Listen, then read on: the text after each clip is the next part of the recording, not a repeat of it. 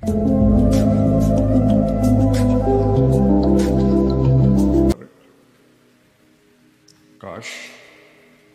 میری آواز ان کے کانوں کے پردوں سے ٹکراتی، ان کے دل کے تاروں کو چھیڑتی،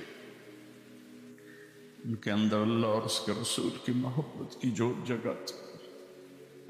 اور میں تو بے بس ہوں، فقیرانہ آئے صدا کر چلے، میاں خوش رہو ہم دعا کر چلے۔ میری آپ سے گزارش ہے، نئے سال کی ابتدا گانے بجانے سے نہ ہو، شراب سے نہ ہو، فحاشی بدکاری سے نہ ہو۔ نئے سال کی ابتدا جب مجھے سر میں درد نہیں تھا تو میں یکم کی ساری رات جاگتا تھا اور ان سب کے لیے روتا تھا جو اس رات میں اپنے منہ کالے کر رہے ہوتے تھے کہ یا اللہ میں سب کی طرف سے معافی مانگتا ہوں۔ ہمارے بچے بچیاں ہیں بھٹک گئے، ماں باپ نے بھٹکایا کہ انہیں مشین بنا لیا، پڑھو پڑھو پڑھو پڑھو۔ کسی ماں باپ کو خیال نہیں آیا کہ اچھا انسان بنو، اچھے انسان۔ ہمارے ادارے قصائی ہیں جنہوں نے ہماری نسل کو ایک مشین بنا دیا، کہیں قرآن نہیں، کہیں میرے نبی کی زندگی نہیں، تو کیسے پتہ چلے گا کہ زندگی کیسے گزارتی؟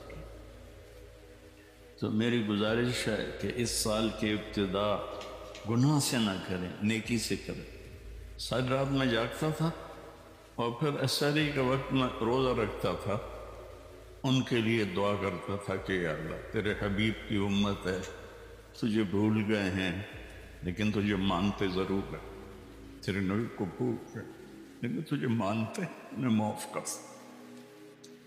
تو میرے عزیزو، دعا کرتے ہیں کہ اللہ ہمارا یہ سال اچھا بنا دے۔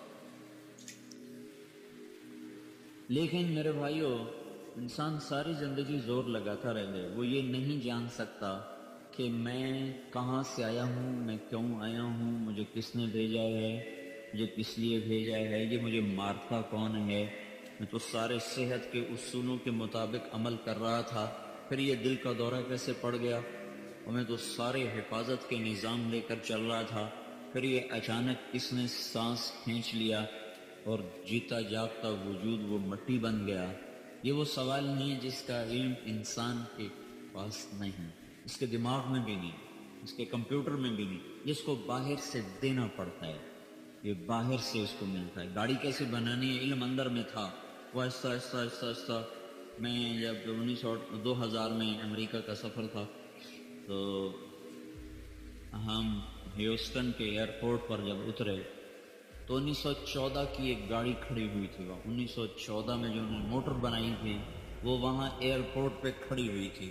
وہ ایسا لگتا تھا جیسے کوئی ہمارے یہ پاکستان کا ٹانگا کھڑا ہوا ہے، ٹانگا نہیں، گھوڑا ٹانگا ایسے، لیکن وہ ٹانگے جیسی موٹر چلتے چلتے چلتے آج کیسی موٹریں بن گئیں کہ کروڑوں روپے کی ایک موٹر آنے لگ گئی۔ یہ علم یہاں دماغ میں ہے، وہ لگاتا رہتا ہے، اس کو راہیں ملتے رہتی ہیں۔